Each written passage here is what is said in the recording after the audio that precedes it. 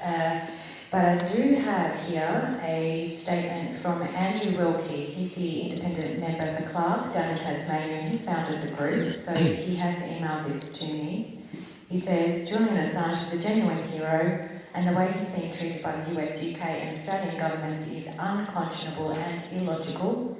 The substantive matter remains that he is a publisher and journalist who has always acted in the public interest, and nowhere is that clearer than the way in which WikiLeaks revealed hard evidence of US war crimes. Frankly, he should be lauded as a hero, not a villain. The UK government should never have entertained the idea of extradition to the US, and the Australian government should never have gone along for the ride. But of course it turns out that London and Canberra care more about kowtowing to Washington than they do about protecting an Australian citizen who has never been found guilty of any offence, but instead includes a Walkley Award among the many recognitions of his efforts to simply do the right thing. I'm sorry I can't be there with you in some more tangible way, but you can count on me and at least some of my parliamentary colleagues to continue to take every opportunity to campaign for Julian's freedom and to return to Australia. I hope the event goes well.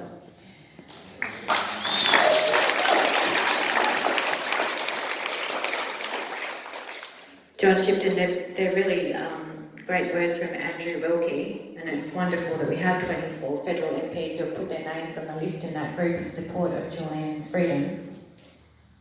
Does it mean anything more than that for you? Oh, gee whiz, that's, it's very strong, and all of these elements of an incoming tide, which, had it not been for COVID, would be in spate now. It would have overwhelmed the British government. But just a couple of weeks ago, the Senate passed a resolution. So the Labor Party, for reasons of its own, probably electoral, and the swelling support amongst us for Julian, voted to support the resolution put forward by Peter Whish-Wilson, who, by the way, is a very fine man, and I would like to count as a friend.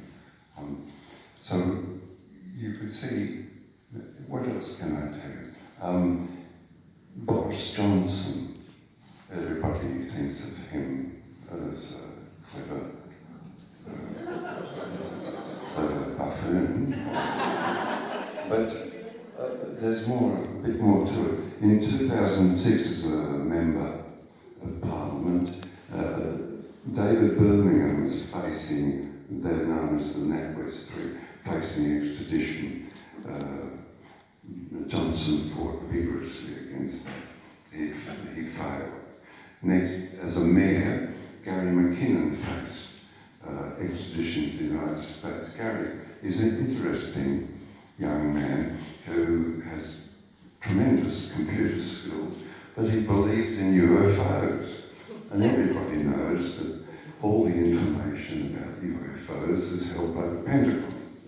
So he hacked into the Pentagon's computers, and the Pentagon decided that they didn't like that and wanted to take Gary away.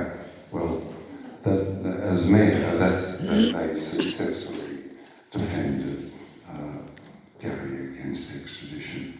The next was Laurie Love. Laurie, just a light-hearted moment. The court papers, I've seen them, were Love versus the United States, and the United States versus Love. So that was a successful resistance, and Mr. Johnson was neutral in that. In Prime Minister's Question Time, in April this year, the last question from Jeremy Corbyn, as opposition leader, concerned Julian and the extradition treaty. So Mr. Johnson didn't mention Julian in his reply, unlike, say, Mr. Morrison, who said, oh, he's got a face for music. So Mr. Johnson didn't mention Julian, so that's neutral, and made critical observation on the extradition treaty that exists between the United States and UK.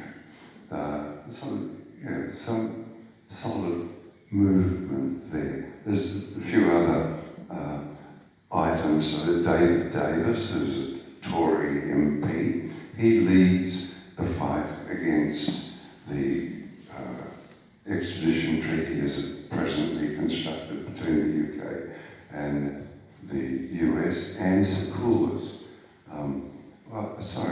Let's mention it the other way around. Harry Dunn is a young man who was run over by Anne Secoulas. And Anne Secoulas was an American CIA spy, and she was immediately whipped out of the country, and some inquiry was made by the UK as to extradite Anne back to the United Kingdom to face trial.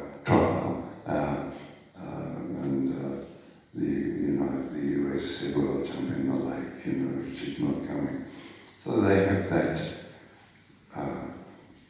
to deal with. Just one other fact